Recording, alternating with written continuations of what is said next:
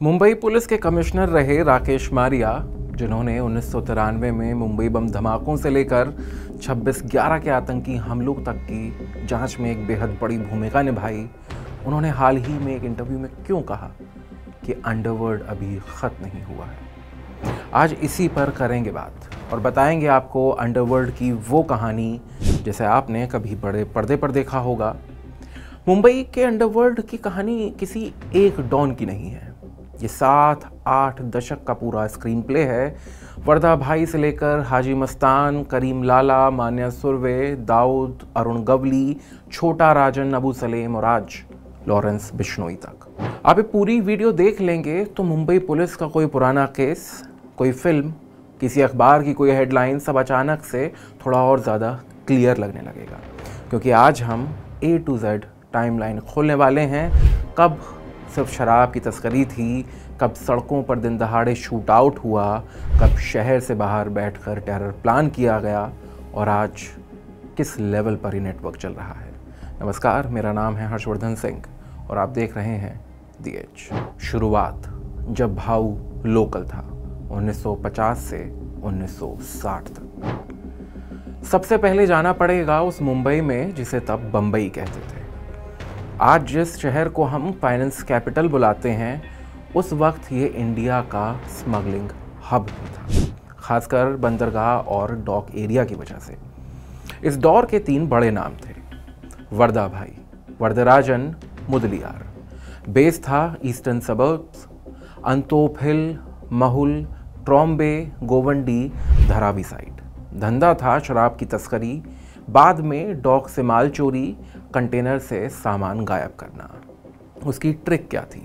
घड़ियाल गोदी पर उसने कुछ रोगियों को वर्कर बनाया, क्योंकि पुलिस उस कॉलोनी में घुसने से भी डरती थी। वहाँ से शराब बनती, स्टॉक निकलता और पुलिस हाथ भी नहीं लगा सकती थी। दूसरा नाम था हाजी मस्तान। इसका बेस था मजगांव, डोंगरी, साउथ मुंबई। धंधा था गोल्ड, सिल्वर, इलेक्ट्रॉनिक्स, जो भी मिडिल ईस्ट से आता था वो बिना बिल के शहर में घुसता था। इमेज बहुत इंटरेस्टिंग थी। मीडिया और बात की कहानियों में इसे कूल डॉन की तरह दिखाया गया, जो खुद के हाथ गंदे नहीं करता, हिंसा से बचता, नेगोशिएशन यानी मांडवाली करता। तीसरा बड़ा नाम था करीम लाला।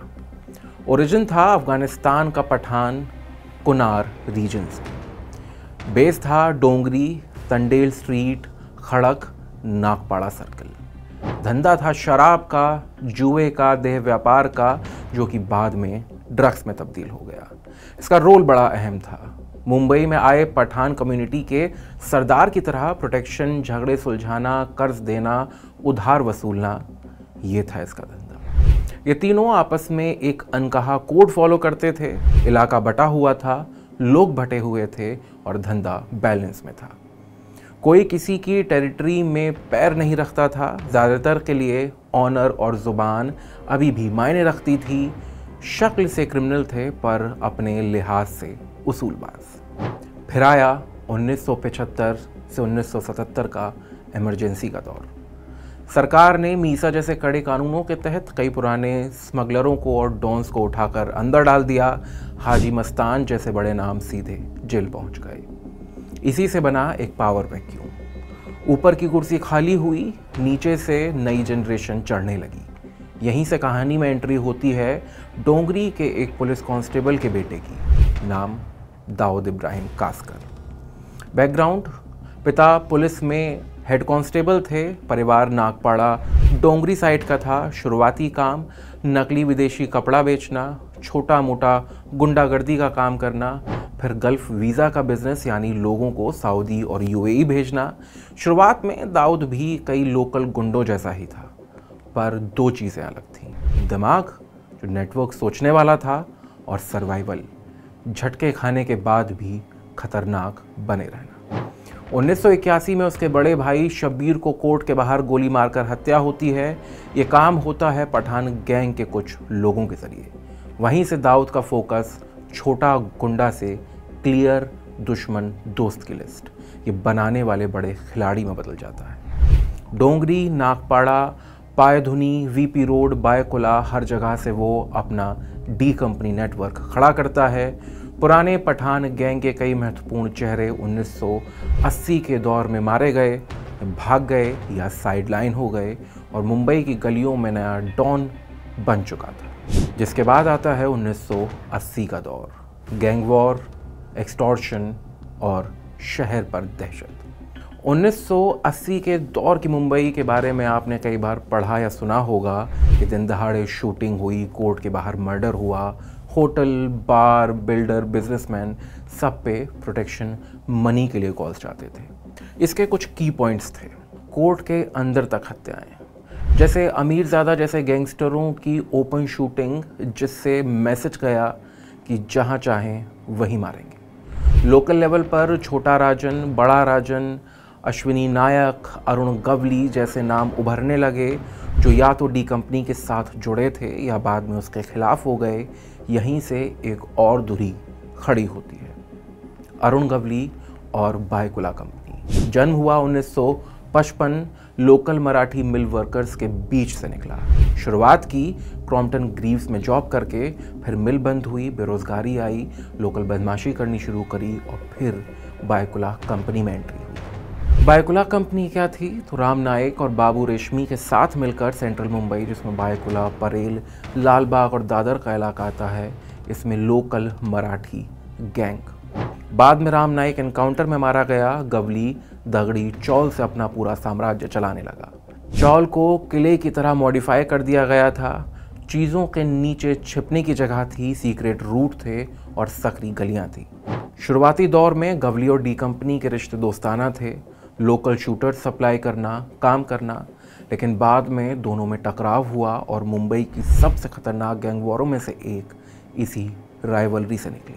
अब आते हैं उस डेकेड पर जिसने मुंबई अंडरवर्ल्ड को पूरी तरह बदल दिया, 1990 का दौर। इस समय तक दाऊद कराची शिफ्ट हो चुका था, वहाँ से मुंबई, दुबई और दुनिया के अलग अलग हिस्सों में ऑपरेट कर रहा था। पुलिस, इंटेलिजेंस और कई देशों की एजेंसियां इसे एक साथ ट्रांजिशनल क्रिमिनल नेटवर्क मानने लगी थी। इस डेकेड में दो बहुत बड़े मोड़ आते हैं। 1993 के मुंबई बम ब्लास्ट। 12 मार्च 1993 को कुछ ही घंटों में 12 से 13 जगह धमाके हुए, जिसमें थे stock exchange, plaza cinema, Jhaveri बाजार, एयर इंडिया बिल्डिंग वगैरह। 200 से ज़्यादा मौतें हुई, सैकड़ों घायल हुए। जांच में निकला अंडरवर्ल्ड स्मगलिंग नेटवर्क का रूट यूज़ हुआ। RDX हथियार स्मगलिंग रूट से लाए गए। टाइगर मेमन, दाऊद इब्राहिम, पाकिस्तान की एजेंसियां और लोकल मॉड्यूल का नाम सामने आया। यहीं से एक साफ लाइन खिंच गई।